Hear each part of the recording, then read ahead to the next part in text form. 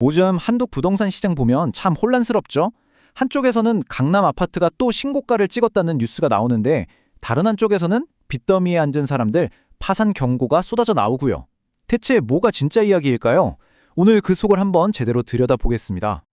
자, 이 질문에 대해서요. 수십 년 동안 현장을 지켜본 한 베테랑 감정 평가사가 아주 비관적인 답을 내놨습니다.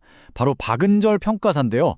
이분 눈에는 지금 시장이 뭐랄까, 거대한 도미노가 무너지기 바로 직전 그 아슬아슬한 모습으로 보인다는 겁니다. 지금 시장이요, 진짜 딱 두 얼굴을 가진 것 같아요. 겉으로 보기엔 막 불타오르는 것 같은데 그 속을 들여다보면 심각한 균열이 막 보이고 있는 거죠. 바로 이런 상반된 신호들 때문에 집 가진 분들이나 투자하시려는 분들이나 다들 혼란스럽고 불안해하는 거고요.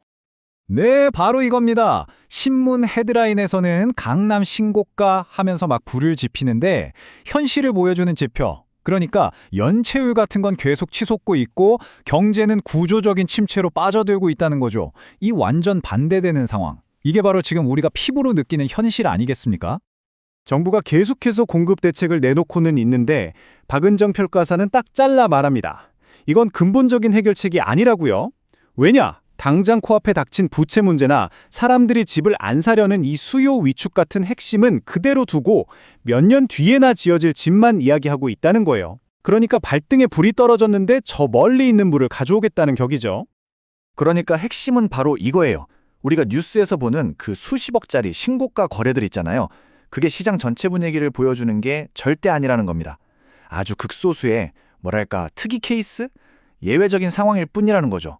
실제로는 시장의 대부분은 이미 꽁꽁 얼어붙고 있다는 게 현실입니다. 자, 그런데요. 진짜 위험은 우리가 생각지도 못한 곳에 숨어 있습니다. 앞으로 지어질 새 아파트? 아니요. 그게 아니고요. 이미 지어져 있는 바로 그 기존 주택들, 여기에 바로 숨겨진 공급 폭탄이 잠들어 있다는 겁니다. 박 평가사의 주장은 아주 명쾌합니다. 진짜 문제는 앞으로 집을 얼마나 더 짓느냐? 이게 아니라는 거예요. 진짜 시한폭탄은 바로 이거. 예전에 부동산 한창 좋을 때 빚을 있는 대로 끌어모아서, 즉 레버리지를 최대로 써서 집을 산 사람들이 가지고 있는 바로 그 기존 주택들이라는 거죠. 핵심은 누가 그리고 어떤 방식으로 집을 가지고 있느냐 이겁니다. 이건요. 좋아서 파는 게 아니에요. 거의 덫에 걸린 거나 마찬가지죠. 생각해 보세요.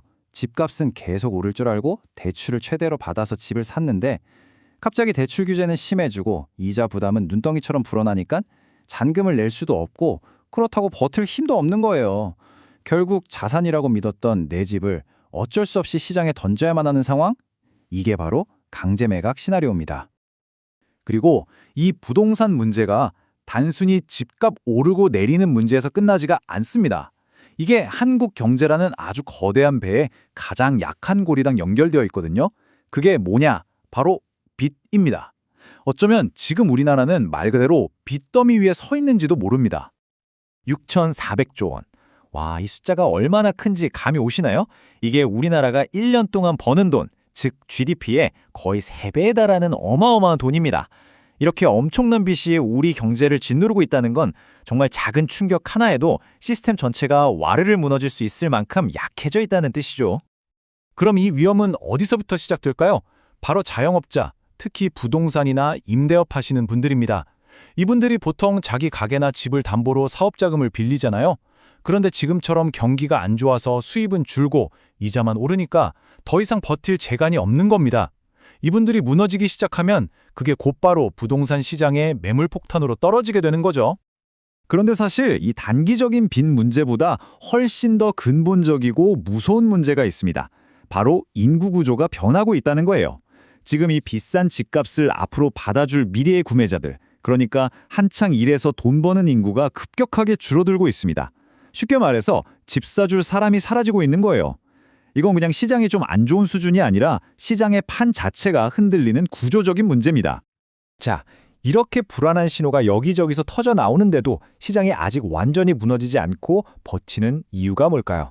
그건 바로 강남은 절대로 무너지지 않는다는 아주 강력한 믿음, 강남 불패 신화 때문입니다. 이게 바로 시장의 마지막 심리적 방어선인 셈이죠.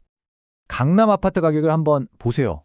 이 믿음의 거품이 얼마나 큰지 바로 알 수 있습니다. 실제로 그 집에 사는 가치, 그러니까 전세가는 한 10억 원인데 이걸 사고 파는 매매가는 50억, 심지어 70억 원까지 갑니다. 아니, 이 어마어마한 차이는 대체 뭘까요? 이건 그냥 앞으로 더 오를 거야 라는 기대감, 한마디로 투기 심리가 만들어낸 허상이라고 밖에는 설명이 안 되죠. 바로 이 지점에서 박은정 평가사가 정말 소름 돋는 경고를 합니다. 모두가 강남은 안전해 라고 믿기 때문에 오히려 강남이 가장 위험한 곳이 될 수 있다는 거예요.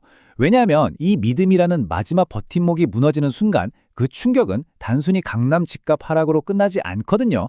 시장 전체의 심리가 한꺼번에 무너지는 그런 붕괴의 신호탄이 될 거라는 거죠. 자, 그럼 지금까지 이야기한 이 조각들이 어떻게 맞춰질까요?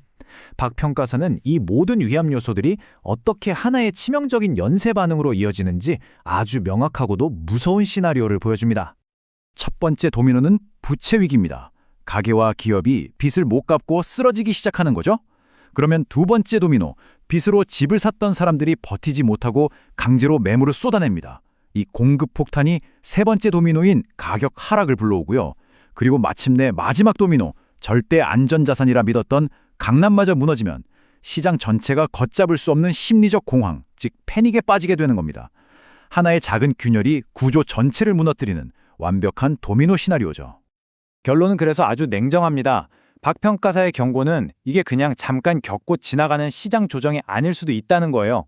우리가 익히 들어온 일본의 잃어버린 10년보다 더 심각한 위기, 어쩌면 한 세대를 통째로 뒤흔들 거대한 경제적 사건의 시작을 우리가 지금 보고 있는 건지도 모릅니다.